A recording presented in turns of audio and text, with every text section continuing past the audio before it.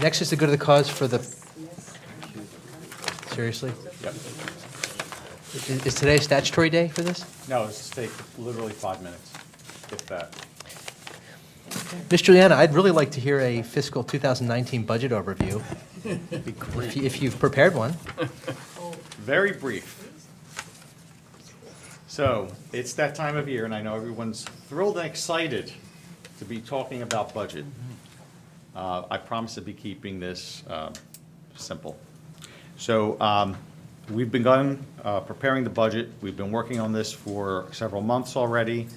We've met with all administrators.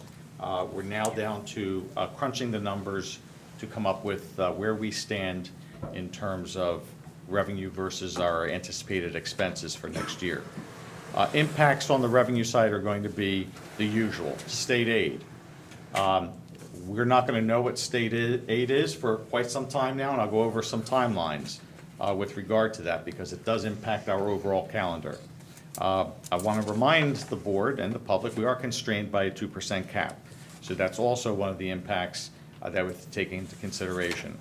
Budgeted fund balance is a stable amount from year to year, so there are no variations there. And in enterprise operations, we've utilized those funds to help supplement the budget. But I think an important reminder for the board this year is that we really tapped that resource for the current year to a point that there's no further growth that we can immediately see for the future. So we've got some limitations in terms of what kinds of revenue growth there will be, if any. On the expenditure side, what are the impacts that we're looking at? Unanticipated services, dealing with students, our unanticipated staffing that we've had to put into place for the current year, and of course, tuition costs. Health benefit costs, we are monitoring that closely, looking to see how that is going to affect us, not only in closing out the current year, but also for the future. So that's something that we'll be grappling with over the next couple of months. And collective bargaining, and where that brings us in terms of a bottom line impact on the budget. And of course, the last item that has an impact on us is the charter school costs.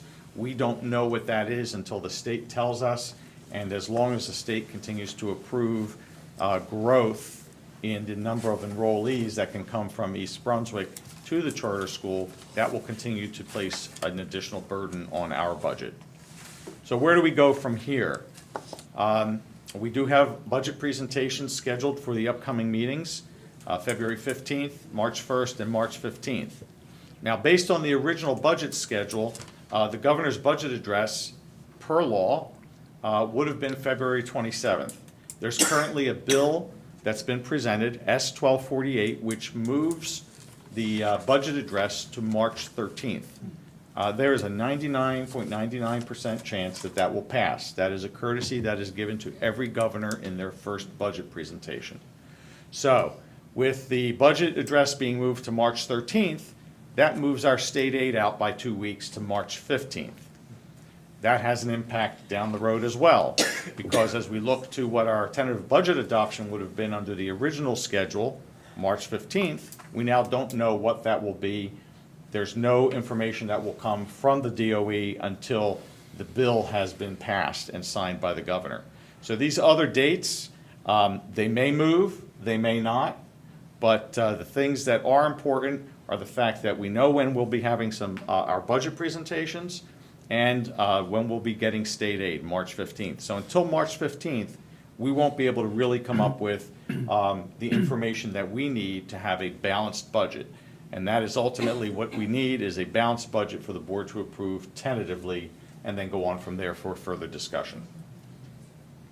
And that is the summary for where we are for 2019. Thank you very much. Okay. Any questions?